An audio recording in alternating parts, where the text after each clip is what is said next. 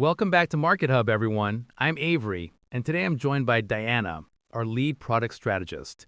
Diana, we've been getting a lot of questions from our listeners about product differentiation, especially when things go wrong. Let's dive right in. Thanks, Avery. It's great to be here.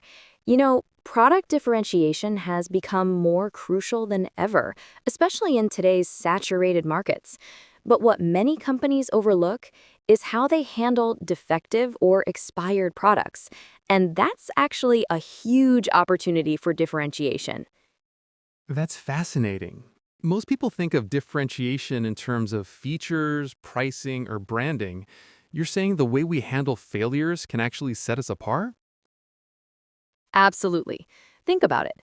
When a customer receives a broken product or discovers something has expired, that's often their most vulnerable moment with your brand. How you respond in that moment can either destroy the relationship or create a customer for life. Can you give us a concrete example of what that looks like? Sure, let's say you're in the electronics space. Your competitor might offer a standard 30-day return policy. But what if you went beyond that? What if you had a no questions asked replacement program? Plus, you sent a prepaid return label and even included a small gift as an apology. That sounds expensive, though. How do you justify that cost? Here's where the math gets interesting, Avery. The lifetime value of a retained customer almost always exceeds the cost of generous recovery policies. Plus, these customers often become your biggest advocates. They tell stories about how well you treated them when things went wrong.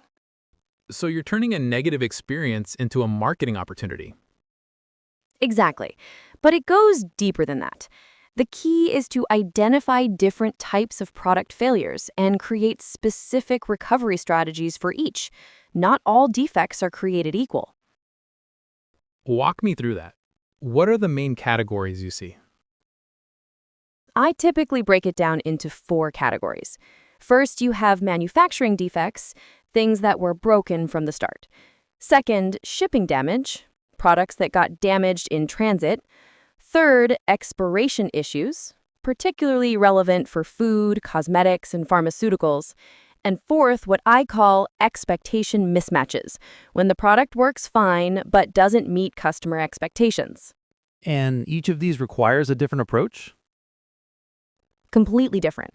For manufacturing defects, you want to focus on quality control improvements and communicate those changes to customers.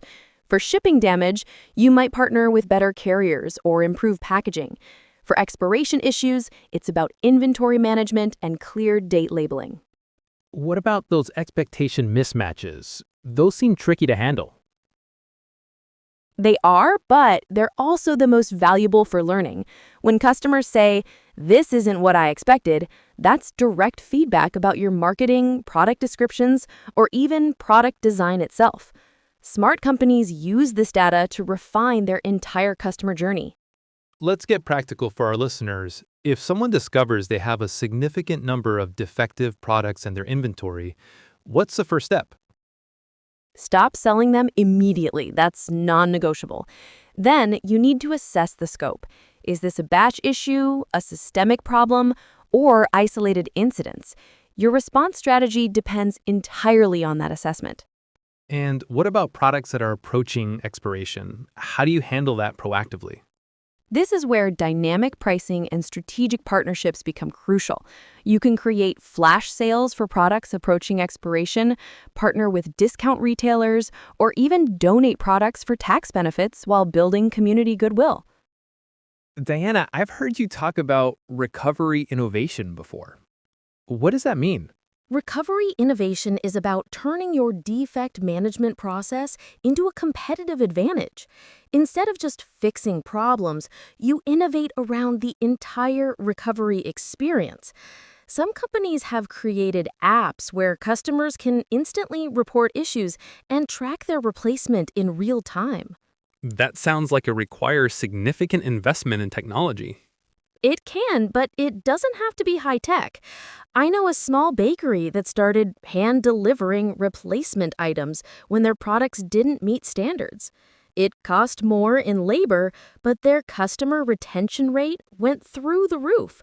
Sometimes the personal touch trumps technology. Speaking of cost, how do you measure the ROI of these recovery programs? Great question. You need to track several metrics: customer retention rates, repeat purchase behavior, referral rates, and what I call recovery satisfaction scores. You also want to monitor how your recovery efforts impact overall brand perception and customer lifetime value. Are there any industries where recovery strategies are particularly critical?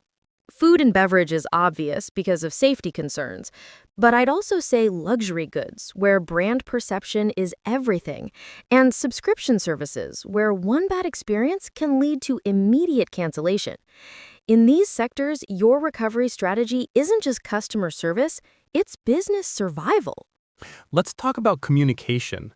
How should companies communicate with customers about defective products? Transparency and speed are everything. Customers can forgive mistakes, but they rarely forgive being kept in the dark. If you discover a defect, communicate immediately. Explain what happened, what you're doing about it, and how you'll prevent it in the future. What about when customers discover the defects themselves and contact you? That's your moment to shine. Apologize sincerely, take full responsibility, and then exceed their expectations in your response. Don't make them jump through hoops to get a resolution. The easier you make the recovery process, the more likely they are to stay loyal. I imagine social media has changed how companies need to handle these situations. Absolutely. One dissatisfied customer can reach thousands of people instantly. But the flip side's true too. A customer who has a great recovery experience might share that story just as widely. Social media has made recovery strategies more important, not less. Are there any common mistakes you see companies making in their recovery efforts? The biggest mistake is treating recovery as a cost center instead of an investment. Companies that view every return or replacement as lost money are missing the bigger picture. Another mistake is having inconsistent policies. Customers should get the same great recovery experience whether they contact you by phone, email, or chat. What about preventing these issues in the first place? How does that tie into differentiation? Prevention is actually the ultimate differentiation strategy. Companies that consistently deliver perfect products don't need elaborate recovery programs. But since perfection is impossible, the smart approach is to invest in both prevention and recovery simultaneously. Can you share any examples of companies that have turned recovery into a competitive advantage? Without naming names, I can tell you about a clothing retailer that started including prepaid return labels with every order and allowed returns for any reason, even after wearing items. Their return rate actually decreased because customers felt more confident purchasing, knowing they had an easy out if needed. That's counterintuitive, but brilliant. As we wrap up, what's your key takeaway for our listeners? Remember that how you handle things when they go wrong is often more important than preventing problems in the first place. Your recovery strategy should be as carefully designed and executed as your core product strategy. It's not just about fixing problems. It's about demonstrating your values and building deeper customer relationships. Diana, this has been incredibly insightful. Thanks for joining us today and sharing your expertise on turning product challenges into competitive advantages. Thanks for having me, Avery. I hope your listeners can use these strategies to strengthen their own customer relationships. And to our listeners, remember that great companies aren't defined by never making mistakes. They're defined by how they respond when mistakes happen. Until next time, this is MarketHub. Keep innovating, everyone.